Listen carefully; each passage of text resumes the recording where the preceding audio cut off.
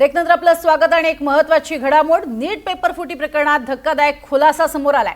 Coaching सेंटरचा मालक शिवराज मोटेगावकर यानं केमिस्ट्रीच्या पेपरसाठी 5 लाख रुपये दिले होते। शिवराज मोटेगावकरनं सह आरोपी पीव्ही कुलकर्णीच्या माध्यमातून ही प्रश्नपत्रिका मिळवली होती। धक्कादायक बाब म्हणजे पीव्ही कुलकर्णी हे थेट राष्ट्रीय परीक्षा एजन्सीच्या त्या पॅनलवर होते ज्या पॅनलनं नीटचा पेपर सेट केला होता। मोटेगावकरचा मुलगा कुलकर्णी यांच्याच केमिस्ट्री ट्युटोरियल्स या कोचिंग क्लासेसमध्ये शिकत होता आणि याच वर्गात हे प्रश्न पुरवण्यात आले होते। सीबीआयनं मोटेगावकरचा मोबाईल जप्त केला होता। मोबाईलमध्ये फोटोमध्ये केमिस्ट्रीचे 132 प्रश्न होते जे हाताने लिहिलेले होते। जेव्हा सीबीआयनं या प्रश्नांची तपासणी केली तेव्हा त्यातले तब्बल 111 प्रश्न हे एनटीएच्या प्रश्नांशी मिळते जुळते होते।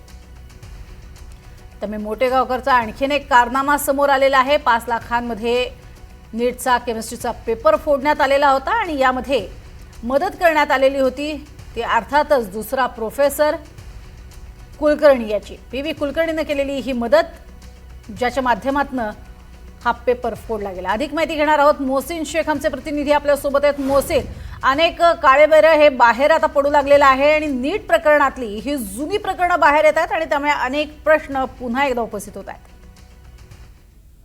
नक्कीच नीट प्रकरणात हा एक मोठा खुलासा सीबीआय कडून करण्यात आलेला आहे। या पद्धतीने शिवराज मोटेगावकरला अटक करण्यात आली, पण पेपर कसा फुटला या सगळ्या गोष्टी समोर येत होत्या।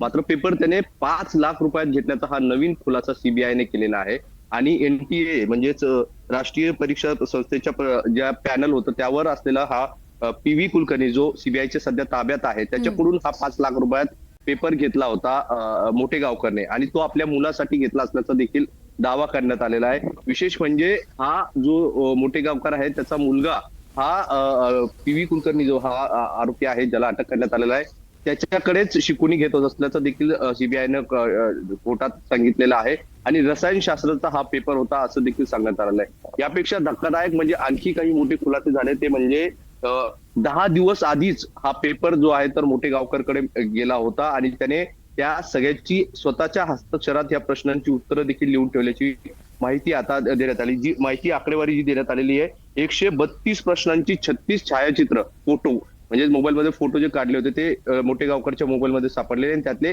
111 प्रश्न हे सेम ज्या पेपरमध्ये येणार होते त्या पद्धतीने ते पेपर सारखे सगळे 111 जुळणारे प्रश्न या मोबाईलमध्ये असल्याचं देखील समोर आलंय। त्यामुळे ही एक मोठा गौप्यस्फोट आता सीबीआयने केलेला आहे आणि तो न्यायालयात देखील त्यांनी सांगितलेलं आहे। त्यामुळे मोटेगावकरचा सहभाग आता यातून स्पष्ट दिसतोय आणि त्याने कशा पद्धतीने स्वतःच्या मुलासाठी पेपर फोडला होता, 5 लाख रुपयात हा पेपर घेतला होता हे देखील समोर आलंय। मात्र पुढे जो 5 लाख रुपयात एक पेपर घेण्यात आला तो व्हायरल झाला, तो पुढे अनेकांच्या हातात पोहोचला आणि या सगळ्या नीट पेपर फुटल्याची बातमी समोर आली, घोटाळे सगळे समोर आले।